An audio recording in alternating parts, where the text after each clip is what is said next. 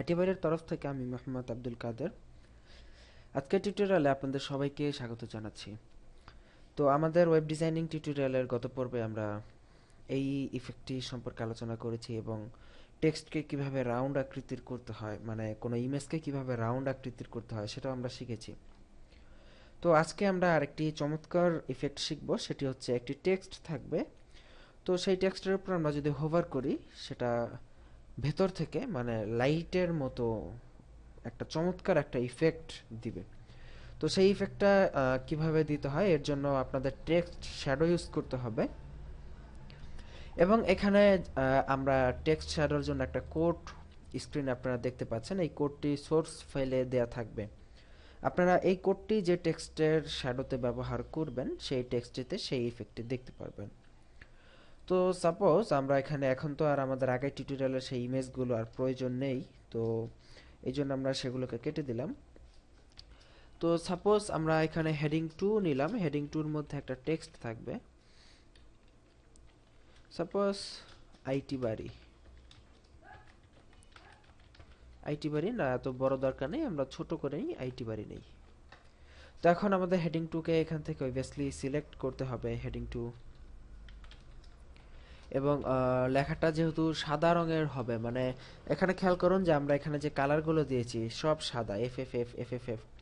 তো সাদা রঙের যেহেতু আমরা একটা মানে গ্লোয়িং ভাবটা চাচ্ছি, তো এই জন্য আমাদের এই হেডিং 2 এর কালার সাদা দিতে হবে। তো এখন আমরা এটার কালারটাকে সাদা দিয়ে নেই। তো হেডিং 2 এর কালার যদি সাদা দিয়ে যদি আমাদের পেজটা যদি রিফ্রেশ করে, দেখবো যে কোনো কিছুই এখানে দেখা যাচ্ছে না। বাট আমাদের লেখাটা কিন্তু আছে, এই যে দেখুন আইটি বেরি লেখাটা এখানে আছে, বাট কোনো কিছুই আমাদের এরকম দেখা যাচ্ছে না, কারণ স্ক্রিনও সাদা, এটাও সাদা। তো সেই ক্ষেত্রে আমরা এটার আমাদের যে মেইন যে বডি আছে আমাদের HTML এর, সেই বডিটার একটা ব্যাকগ্রাউন্ড দিব অন্য কালারের, তাহলে আমাদের টেক্সটটা আমরা দেখতে পাবো।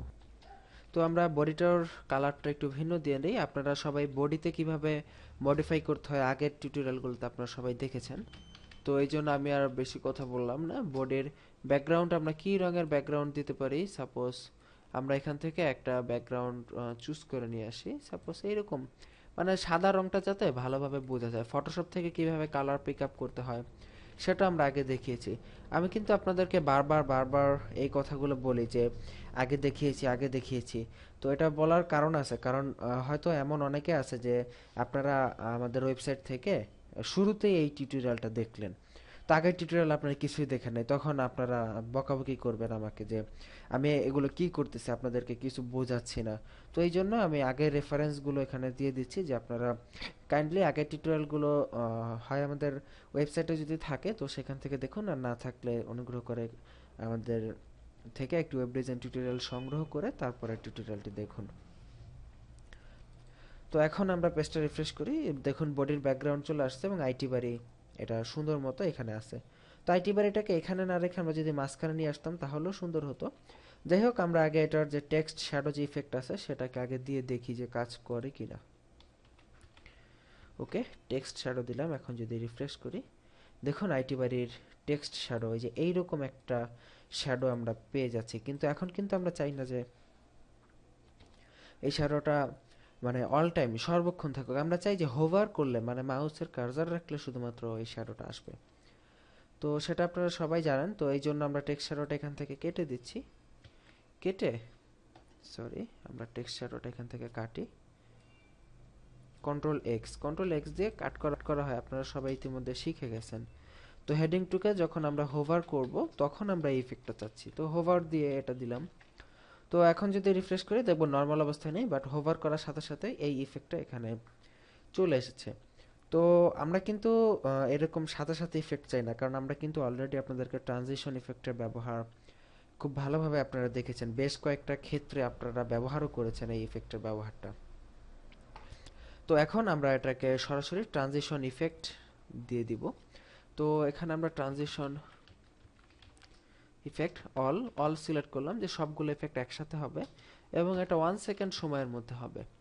তো এখন এটা ট্রানজিশন সিলেক্ট করার পর যদি আমরা রিফ্রেশ করি, এখন দেখুন আমাদের এই গ্লোয়িংটা কিন্তু আস্তে আস্তে মানে 1 সেকেন্ড সময় জুড়ে আস্তে আস্তে ভেতর থেকে বের হচ্ছে। এবং আমরা যদি চাই যে দেখুন এটা এটা যখন চারদিক থেকে সাদা হয়ে যাচ্ছে তখন আমাদের টেক্সটটাও কিন্তু সাদা হয়ে যাচ্ছে। আমরা যদি চাই হোভার করলে টেক্সটটা সাদা থাকবে, বাট অতটা সাদা না, হালকা একটু কম সাদা থাকবে। তো সেটা করার জন্য আমরা এখান থেকে ফটোশপ থেকে হালকা একটু কম সাদা এখানে নিয়ে আনতে পারি, মানে পুরোপুরি সাদা না, বাট হালকা সাদা। তো এই কোডটা আমরা এখান থেকে সিলেক্ট করতে পারি এবং যখন আমরা হোভারে দিব তখন এটার কালার, মানে শুধুমাত্র হোভার করলে এই কালারটা এখানে শো করবে। এখন রিফ্রেশ করি, দেখবো মানে আমাদের লেখাটা এখন একটু অন্যরকম লাগতেছে। মানে হোভার করলে কালারটা এরকম হচ্ছে এবং আমাদের ব্যাকগ্রাউন্ডটা মানে মনে হচ্ছে যে ভেতর থেকে একটা সাদা রঙের গ্লো, মানে লাইটিং এর মতো হয়ে গেছে। তো এইরকম ইফেক্ট জেনারেলি প্রয়োজন পড়ে না, বাট কখনো কখনো ক্লায়েন্ট চাইতে পারে, বা আপনি আপনার ওয়েবসাইটে পোর্টফোলিও তৈরি করার জন্য এই ধরনের ইফেক্ট ব্যবহার করতে পারেন বিভিন্ন জায়গায়। তবে এক্ষেত্রে আপনাকে মনে রাখতে হবে যে এখানে আমরা সবগুলো রং সাদা ইউজ করেছি। সাদার জন্য দেখুন সব এফ এফ এফ, তো এফ এফ এফ সাদার কোড।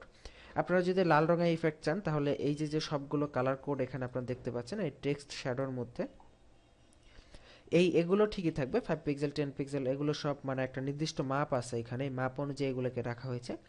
আপনারা শুধু এখান থেকে সেই কোডগুলো আপনারা যে কালারের ইফেক্ট চাচ্ছেন সেই কালারে দিয়ে দিবেন, তাহলেই দেখবেন সেই কালার ইফেক্ট হয়ে গেছে।